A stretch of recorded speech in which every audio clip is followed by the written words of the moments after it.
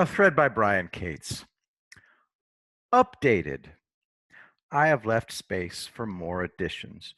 What you see before you is a collage of all the people that are in legal jeopardy from John Durham's investigation. To those wondering why I'm now including the Mueller Special Counsel office as part of Durham's criminal probe of the Russiagate hoax, I'm doing that because it's been evident for some time now, due to the documentary evidence that's been declassified, that the Mueller Special Counsel's office entered into a criminal conspiracy with the FBI officials running Crossfire Hurricane. Remember, all the documents that U.S. Attorney Jeff Jensen found inside the D.C. U.S. Attorney's office and declassified and gave to Sidney Powell, Flynn's attorney, were found bearing the official stamp of the Mueller Special Counsel's office. That means the Mueller Special Counsel's office was aware the FBI was hiding exculpatory evidence in the Flynn case and on other matters, and they were perfectly okay with going along with it. That's called criminal conspiracy for those of you in Rio Linda. Mueller's prosecutors had and read and understood the exact same documents that Jensen gave to the Flynn defense team starting on April 24th. They were deliberately hiding them, just like the FBI had done. Why do you think the very same day that first batch of documents Jensen found in the office of the Mueller Special Counsel was working in, the DC U.S. Attorney's Office, were unsealed? This guy in red, not with an X, other one. This guy immediately resigned from the Flynn case and dropped out of sight. That is the prosecutor for Flynn, Brandon Van Grack. Brandon Van Grack, the lead Mueller team prosecutor on the Flynn case, the moment he realized what U.S. Attorney Jeff Jensen had found and was now being unsealed for the whole world to see, he couldn't resign and get out of there fast enough. Van Grack, Jensen. So here we go. Let's just look at this. Criminal, cop. So it's been obvious to me for a while now that most of the Mueller Special Counsel team, if not all of them, are in seriously deep trouble. Instead of blowing the whistle on the FBI's corruption when they got those documents showing Flynn had been framed, they went along. From the earliest days, it began working in conjunction with the FBI's Crossfire Hurricane team in May, June, July of 2017. The Mueller prosecutors could read the same story those exculpatory documents told. They knew this was an entrapment scheme based on political targeting, and they participated in it. By the time the Mueller Special Counsel moved to threaten to indict Flynn and began trying to force him to accept a plea deal in November and December of 2017, they knew exactly what they were doing. They knew this was political targeting. Now we know, due to recent declassifications, that Crossfire Hurricane actually started as a criminal FARA, Foreign Agent Registration Act, investigation, trying to prove Flynn was doing illegal lobbying for foreign powers without having registered as a foreign agent. They looked for months and found nothing.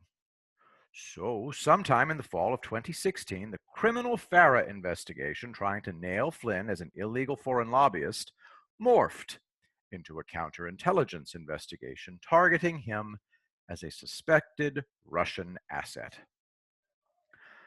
Let me put this into clear terms in the next tweet. After they couldn't nail Flynn on being an illegal lobbyist, the cabal moved on to trying to prove he was a compromised Russian asset, spy. And even then, with the broader scope allowed by counter-intel investigations, they didn't find anything. Early January 2017, FBI case agent is closing the Flynn case after months of a dual search for any evidence supporting FARA or spy allegations and finding nothing. Strzok stepped in to stop the closing of the case until the January meeting in the White House could happen. And that's when the real fun began, with it being decided at the White House meeting to keep investigating Flynn based on the absurd allegation that he'd violated the Logan Act in his phone calls with Kislyak. That led directly to the leak to the Washington Post on January 11th.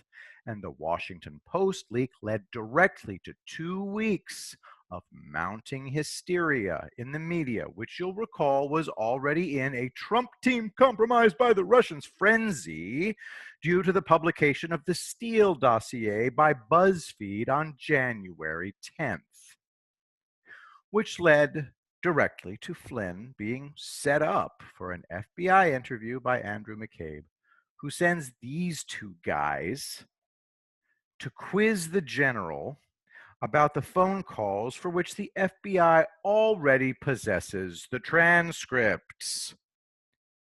There was no Logan Act violation, and these FBI goons knew that even before they engineered the interview. This was all about creating a false statement trap, as Bill Priestap's notes clearly demonstrated when they were unsealed back on May 7th.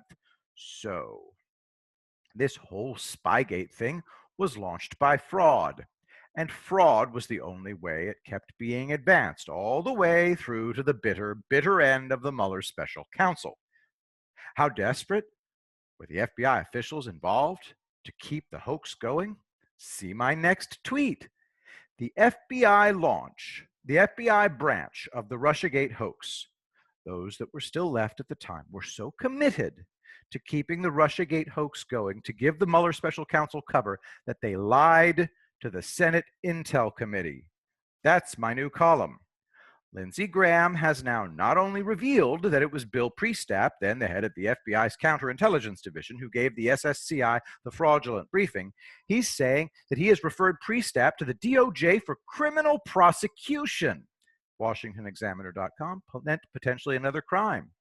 Lindsey Graham referring former FBI counterintelligence head Bill Priestap for criminal prosecution. Remember, in January of 2018, when Graham claims Priestap gave his committee this briefing where he lied about Steele's main dossier and Carter Page warrant source, standing by the allegations that Page was a Russian agent, the FBI had known since January 2017 this wasn't true. But the Mueller investigation had launched, and all the Spygate plotters' eggs were stuck in that basket, and so they had to do whatever it took to pretend the Russiagate had actually had an intelligence predicate. So Priestap lied to Graham and the other senators. Devin Nunes said from the beginning he did not believe this Russiagate hoax had any real intelligence predicate, and he turns out to have been right. It started as FARA investigations into Trump associates like Flynn trying to find evidence they were doing illegal lobbying. Only when no evidence ever turned up that any of these Trump people were doing illegal lobbying did the plotters segue the hoax into claiming it was now based on good, solid evidence that several Trump associates were evil Russian agents working for Putin. Breaking updated. It's just been informed by a reliable person that the picture I thought was FBI case agent Stephen Soma is in fact Daniel Chaitin, who is the breaking news editor for the DC Examiner. Google done steered me wrong. I'll leave this thread up. So, what appears to have happened here is that when their excuse for targeting investigating Trump associates for illegal foreign lobbyists came up empty, they moved on to making it a counterintelligence probe to get a spy warrant on the Trump campaign.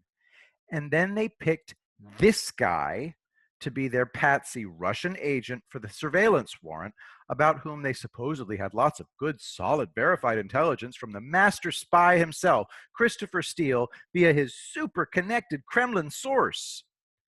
The standard for a spy warrant to spy on a US citizen is supposed to be extremely high, and yet these FBI, DOJ, CIA, State Department, White House plotters managed to use a fake dossier supplied by a fraud whose own supposed source disavowed everything to spy on Page and the Trump campaign.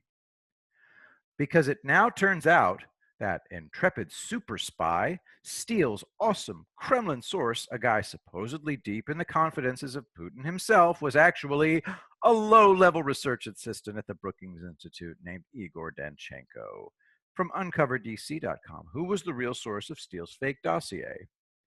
In my new column at Epic, I discuss how all the hype about Steele back in January 2016, when the dossier was published, now appears comical. He was presented as an intrepid James Bond, former spy, highly credentialed, super confident, competent, much in demand, etc., etc. In fact, far from doing super duper intrepid spy research stuff to find the evidence that Trump and his associates were agents of the Kremlin, what Steele was doing was engineering, getting himself paid big money to grab names off anonymous blog posts and babble nonsense. I simply must tell you about how the Russian consulate in Miami is being utilized as a conduit for the payments for Russian influence operations in America. And by the way, I recently had a highly placed source confirm Gubarev is involved in the Russian hacking.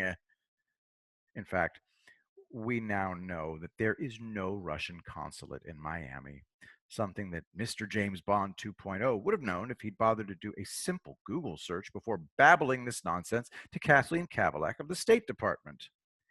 And we also know that Steele's highly placed source for the claim that Russian entrepreneur Alexei Gubarev was involved in paying off the Russian hackers that supposedly stole the Podesta DNC emails was actually an anonymously authored blog post on iReports.